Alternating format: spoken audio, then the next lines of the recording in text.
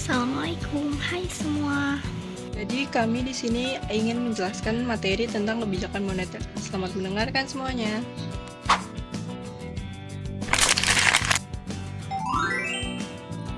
Kebijakan moneter merupakan kebijakan yang dilakukan oleh pemerintah atau bank sentral suatu negara untuk mengendalikan jumlah uang yang beredar di dalam perekonomian negara. Tujuan utama dari kebijakan moneter yang dilaksanakan oleh Bank Indonesia adalah untuk mencapai stabilitas nilai rupiah, memelihara stabilitas sistem pembayaran, serta turut menjaga stabilitas sistem keuangan guna mendukung pertumbuhan ekonomi yang berkelanjutan.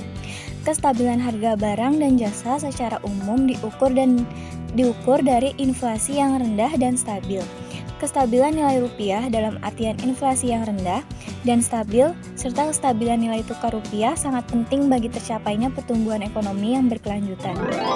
Selanjutnya, kebijakan moneter memiliki hubungan erat dengan kebijakan fiskal. Keduanya menjadi instrumen kunci dalam mengatur perekonomian suatu negara. Meskipun keduanya berperan dalam pengaturan ekonomi, terdapat perbedaan mendasar di antara keduanya, yaitu 1. Kebijakan moneter diimplementasikan oleh bank sentral, sementara kebijakan fiskal diterapkan oleh pemerintah atau Kementerian Keuangan. Kedua, kebijakan moneter lebih fokus pada pengaturan uang beredar dan suku bunga, sedangkan kebijakan fiskal lebih menitik beratkan pada anggaran pemerintah dan pajak. Jenis kebijakan moneter. 1. Kebijakan moneter ekspansif atau monetary contractive policy.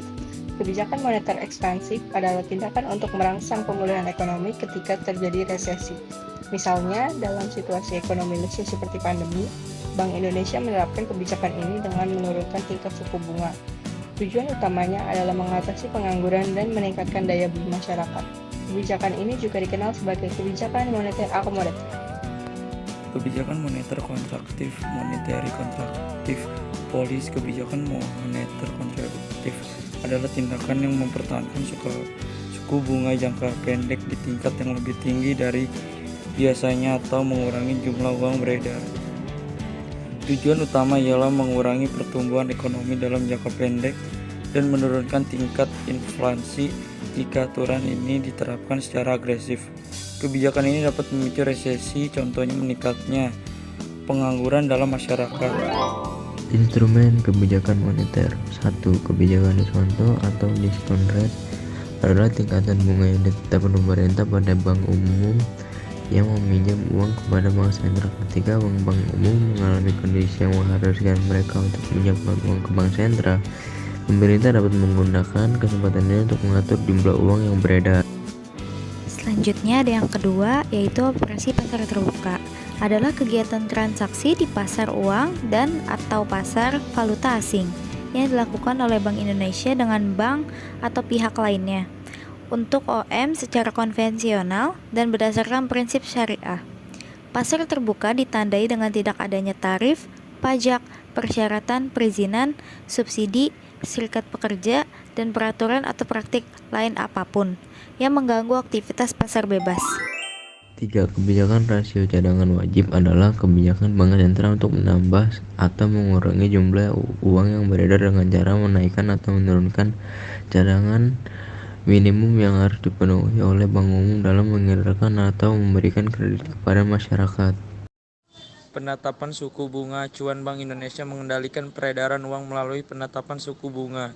Suku bunga yang ditetapkan oleh Bank Indonesia menjadi acuan bagi bank umum di seluruh Indonesia dalam menjalankan aktivitasnya. 5. Imbauan moral. Imbauan moral ini yaitu di mana Bank Indonesia sebagai bank sentral memberikan imbauan kepada seluruh bank umum untuk menjalankan kebijakan penurunan atau peningkatan suku bunga pinjaman.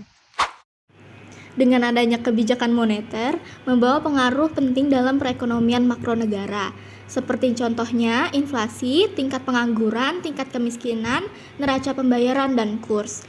Serta kebijakan moneter merupakan suatu langkah awal yang diterapkan dalam menghadapi fenomena pertumbuhan ekonomi dalam negara.